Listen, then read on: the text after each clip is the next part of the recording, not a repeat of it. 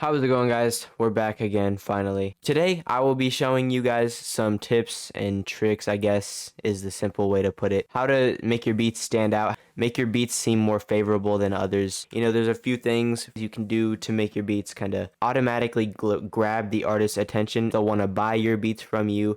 They'll keep coming back to you.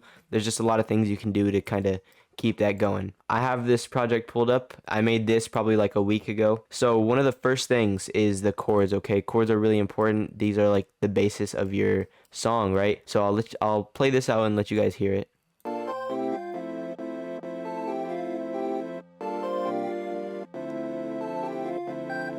The first way is just lay down some chords and find what scale that is. So I laid down some chords. It originally was an F major, but that leads us into our second idea that I want to tell you guys about, and that is transposing your melodies. That is just basically, so let's say I started up here. So this is what I wrote out in the MIDI. This is what it sounded like. And I'm like, that's a little bit too high for me. So I drop it down and I hear this. And I'm like, okay, that's getting a little bit closer. Then I go down,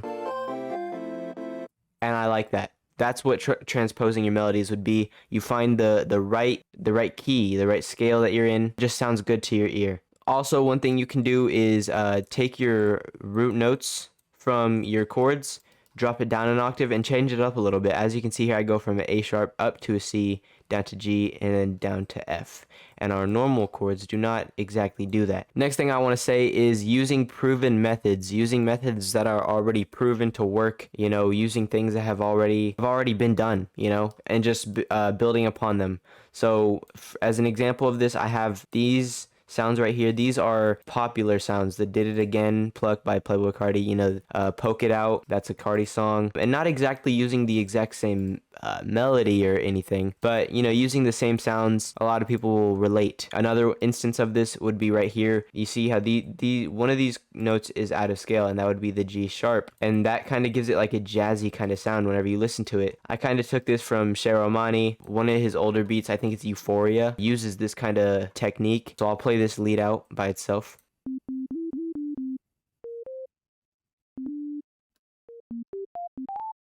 And when you hear that with the whole beat, it just kind of gives you that Euphoria kind of sound, and I'll play that now.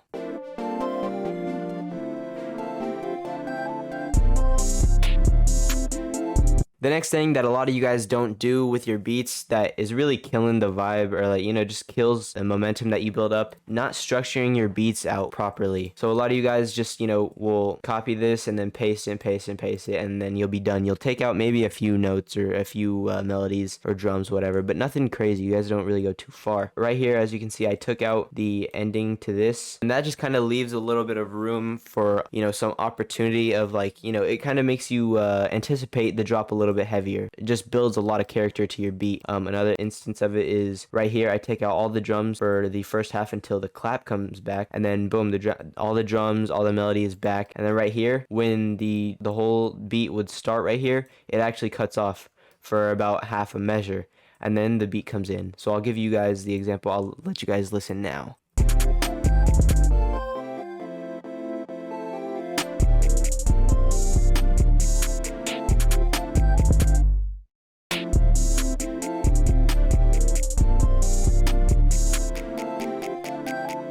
The next thing that I'm going to give you guys a tip on it would be your drums, knowing where to place your rolls, because a lot of you guys will place just a bunch of rolls in the wrong spots. A lot of your snares are not in the right place, and they don't align really well with the hi-hats. As you can see, this doesn't look too crazy. All you really got is this roll and this roll. I mean, you have little rolls like this, but these aren't really rolls. These are just, you know, the two-step. Yeah, so placing the rolls like somewhere around the clap, but not on the clap, or you can do it on the clap, but most of the time pockets around the clap work best. So I will play the hi-hat and the clap together. So I'm just gonna go ahead and play all these drums, and you'll kind of hear the pocket that each of them are put in.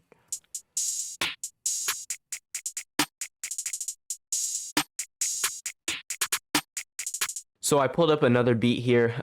This one was just a throwaway. I made this in like 3 minutes, seriously. But you know, you can still learn a lot from a little beat that used as a beat block or whatever to get past beat block. Alternate your 808s, add some variation, and a lot of times it can be really catchy and, you know, helpful for the artist. Give it a different flow, different sound. And so as you can see here, I got this destroy 808 and then the click 808. They are two different 808s. They sound somewhat similar, but one is just a little bit more lengthy. Just give you guys an idea of what it's like to alternate your 808s. This is what it sounds like.